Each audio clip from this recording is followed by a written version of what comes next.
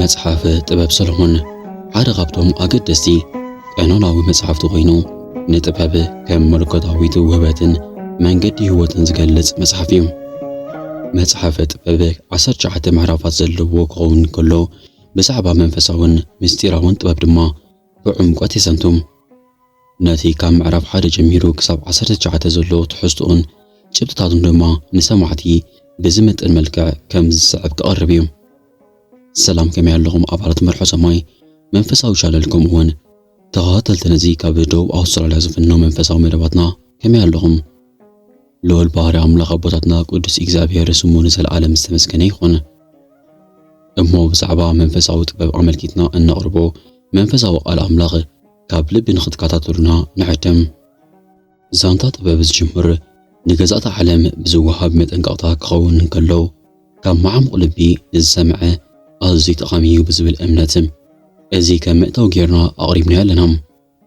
ሓፈሻዊ ግን መጽሓፍ ጥበብ ብምልኡ ካብ ምዕራፍ 1 ጀሚርና ክሳብ መወዳእታ ምዕራፍ ከም መእተዊ መታን ክኾነና ብኸምዚ መልክዕ ከነቕርቦ ኢና።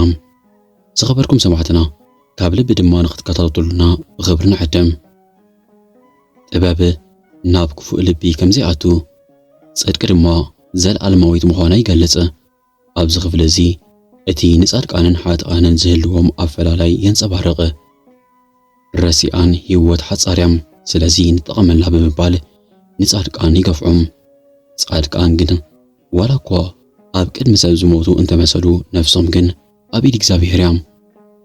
ኣብ መወዳእታ ዘመን እቶም ዝተሳቐዩ ጻድቃን ብኽብሪ ክትንስኡ ከለዉ እቶም ዝተዓወቱ ዝመስሉ ዝነበሩ ረሲኣን ግን ብጣዕሳ ክርዑዱ እዮም። ሰሎሞን ከም ንጉስ መጠን ስልጣኑ ካብ ኣምላኽ ከም ዝተዋህበ ይኣምን ነበረ። ጥበብ ካብ ኩሉ ጸጋታት ከም እትበልጽ ንሳ ኃይል መለኮት ከም ዝኾነት ይገልጽ።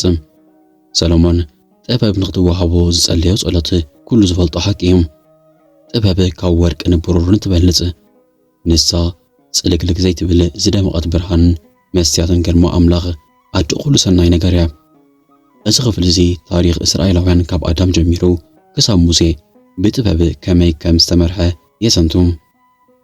ጥበብ ንኣዳም ካብ ውድቀቱ ኣድሓነቶ፣ ንኖህ ካብ ማይ ኣይሂ ኣውፅኣቶ፣ ንሎጥ ካብ ጥፍኣት ሶዶም ኣውፅኣቶም፣ ንደቂ እስራኤል ካብ ግብፂ ክወፁ ከለዉ ዝመርሓቶም ጥበብ እያ። ኣምላኽ ንጸላእቲ ህዝቢ ከነዓናውያን ብትዕግስቲ ከም ዝቆፅሖም እዚ ድማ ንንስሓ ዕድል ንምሃብ ምዃኑ ይገለጽ። ኣብዚ መጽሓፍ ነቶም ንፍጥረታት ከም ፀሓይን ወርሕን ነፋስን ወይ ብኢድ ዝተሰርሑ ጣዖታት ዘምልኹ ሰባት ይነቅፍ።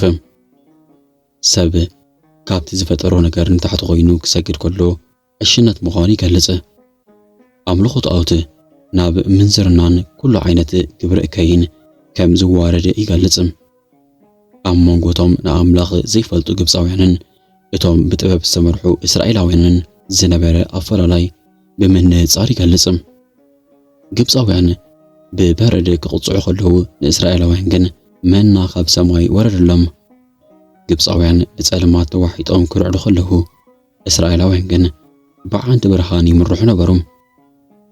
ኣብ መወዳእታ ፍጥረት ኩሉ ንኣምላኽ ይእዘዝ ከም ዘሎን ኣምላኽ ንህዝቡ ኣብ ኩሉ ቦታን ግዜን ከም ዘይሓድጎምን ብምግላጽ እቲ መጽሓፍ ይድምድም።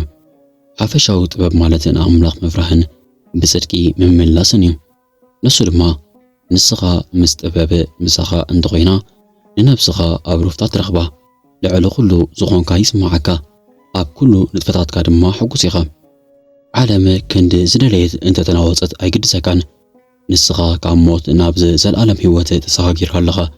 ኣብ ትሕቲ ሰማይ ዘሎ ኩሉ ኣብ ቁፅፅርካን ኣብ ትሕቲኻን ኮይኑ ብደቂቕ ይረኣየካ። ጥበብ ንዓኻ መወዳእታ ዘይብላ ሃብትያ ብዝብል የበቅዕ።